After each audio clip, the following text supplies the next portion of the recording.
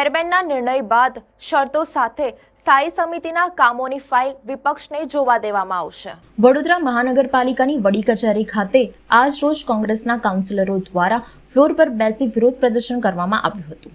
જેઓની માંગ હતી કે સ્થાયી સમિતિના જે કામોની મંજૂરી અર્થે રજૂ કરવામાં આવે છે તે કામોની ફાઇલ અમને બતાવવામાં આવે, પરંતુ સ્થાયી સમિતિના અધ્યક્ષ દ્વારા ફાઇલ બતાવવાની પરમિશન ન આપતા ધરના પ્રદર્શન કરી વિરોધ નોંધાવ્યો હતો. ત્યારે ગત રોજ સ્થાયી સમિતિના અધ્યક્ષ શહેરમાં ન હોય આવતીકાલે એટલે કે આજે આ મુદ્દે ચર્ચા કરી નિકાલ કરવાની ખાતરી આપી હતી, જે બાદ ધરના બંધ કરવામાં આવ્યા હતા. ત્યારે આજે વિપક્ષના કાઉન્સિલરો સાથે મેયર અને ચેરમેને બેઠક યોજી હતી, જેમાં ચેરમેનની મંજૂરીથી ફાઇલ જોવા મળશે તેવી ખાતરી વિપક્ષને આપવામાં આવી હતી. આ બાબતે જે પણ સભ્યને ફાઇલ જોવી હશે તો ચેરમેન સાથે આ બાબતે કામના વિષયને લઈને ચર્ચા કરવાની રહેશે અને જો જરૂર જણાય તો ફાઇલ પણ સ્થાયી સમિતિના અધ્યક્ષના રૂબરૂ બતાવવામાં આવશે તેવું સ્થાયીના અધ્યક્ષે જણાવ્યું હતું. ગઈકાલે આપના માધ્યમથી ખબર પડી કે કોંગ્રેસના જે સભાસદો છે એ લોકો સ્ટેન્ડિંગની ફાઇલ જોવા માટે એક સ્ટેન્ડિંગ કમિટી રૂમની બહાર બેઠા હતા.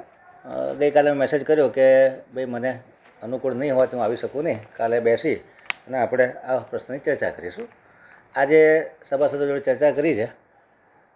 વિરોધ પક્ષના કાઉન્સિલરો પણ પોતાનું યોગદાન વડોદરા શહેરના વિકાસમાં આપતા હોય છે, જે રીતે ભાજપના કાઉન્સિલરો વડોદરા શહેરના વિકાસમાં યોગદાન આપતા હોય છે.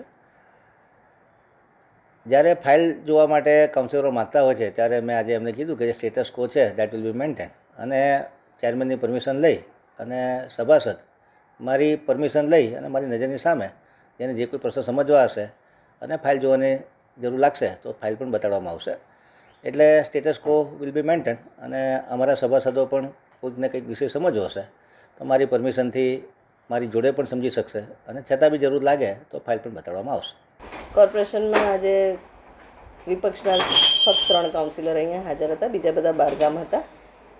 3 કાઉન્સિલર સાથે જોઈન્ટ મિટિંગ મેયર અને સ્ટેન્ડિંગ કમિટી ચેરમેનની થઈ.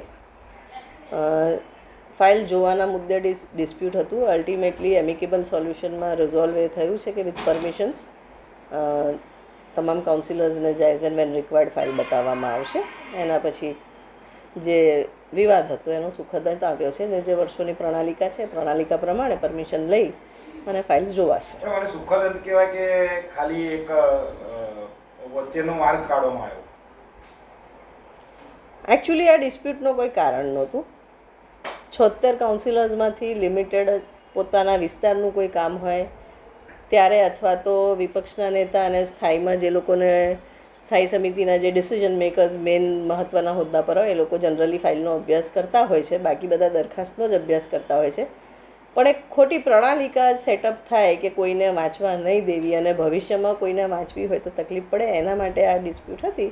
અને અલ્ટિમેટલી ઇટ ઇઝ રિઝોલ્વ કે ભાઈ with permissions they can see, અને I think it is fair enough.